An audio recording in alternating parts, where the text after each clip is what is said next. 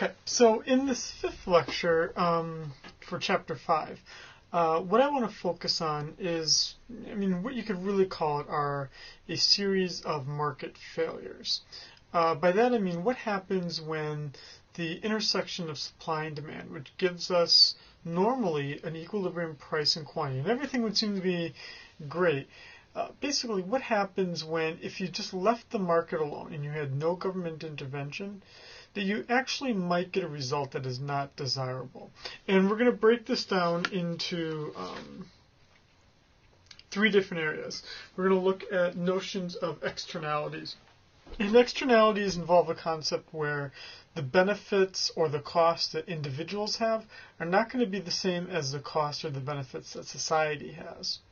And then we're going to look at notions of the public good, or goods where it's harder to capture all the revenue from the people that benefit from the object, or charge all those who should pay for that object. And then we're going to do an application and focus exclusively on things like the environment and healthcare, and look at some common areas where there tends to be some market failures. Okay, so right, if we wanted to look at this, right, that this, this chapter as a whole, this chapter 5, right, we could simplify it as notions of market failure. And what we would want to do here then is understand what form these can take. The most common form that this could take is something known as an externality. And what an externality is it comes about any time when the private costs and benefits do not equal the social costs and benefits.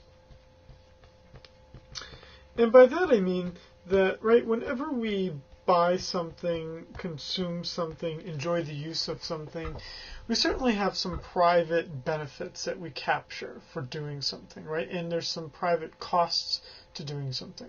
But they might not always equal the cost to society or the benefits to society. The two common examples of this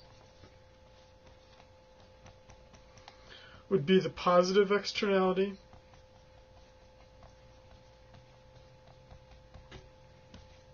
and the negative externality.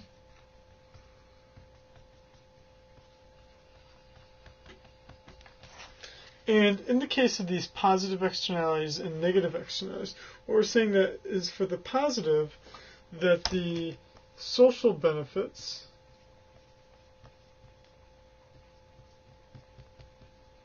are greater than the private benefits.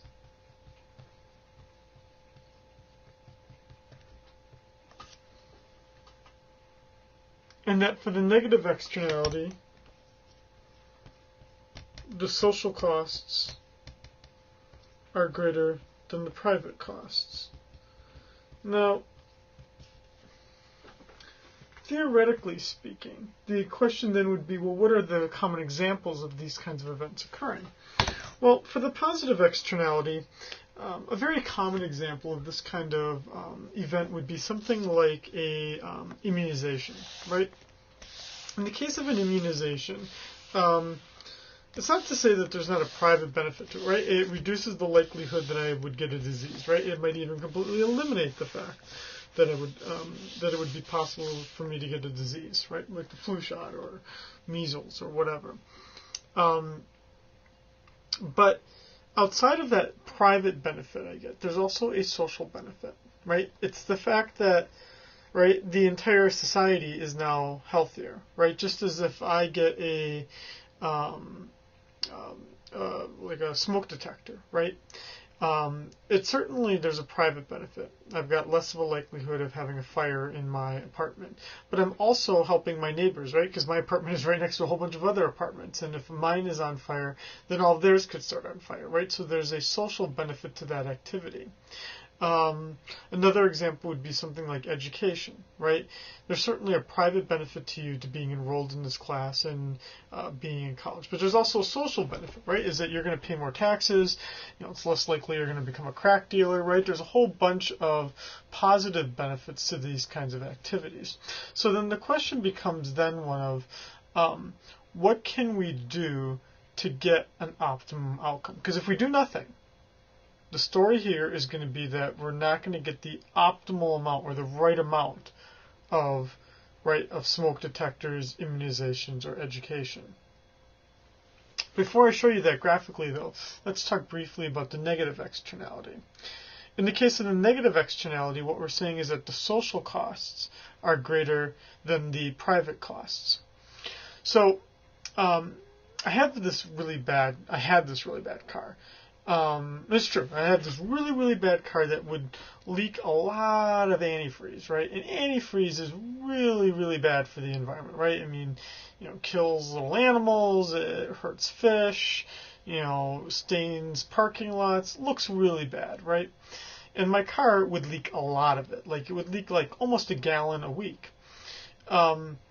And for me, individually, there was not much of an incentive for me to fix it, or the costs were very low, because all I would have to do is I would have to go to Walmart and I would have to pick up a new jug of coolant.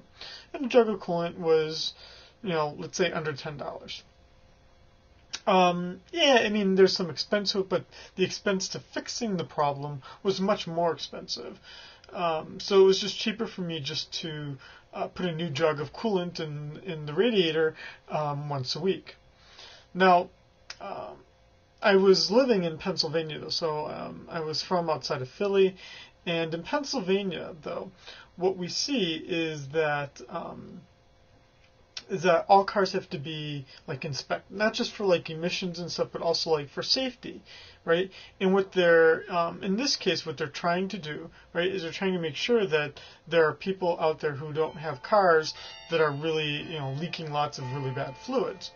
Now, why would they care about that, right? Because we're seeing that the social cost, right, all the dead animals, et cetera, is greater than my private cost, right? The fact that I have to buy a new jug. But also, right, we're seeing in the positive externality, right, is that, right, people have to go to school a certain number of years, right? People have to get a certain number of immunizations, right? And for smoke detectors, right, at least in my case of my apartment, right, the owners of the apartment are required to put smoke detectors in my apartment. Okay, so let's talk about what this would look like graphically, about why does the government intervene to stop me from having my car leak a whole bunch of coolant, or why there's a regulation that there be a certain number of smoke detectors. Let's look first at the positive externality.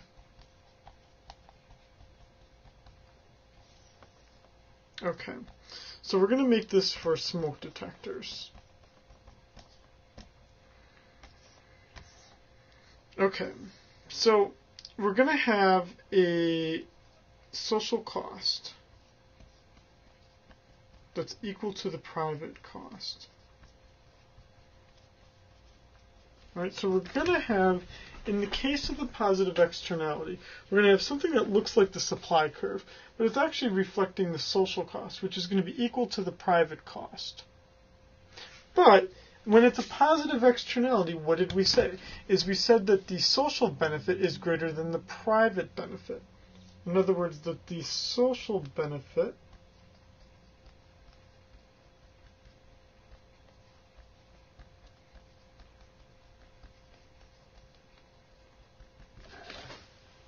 exists right here versus the private benefit, which is right here.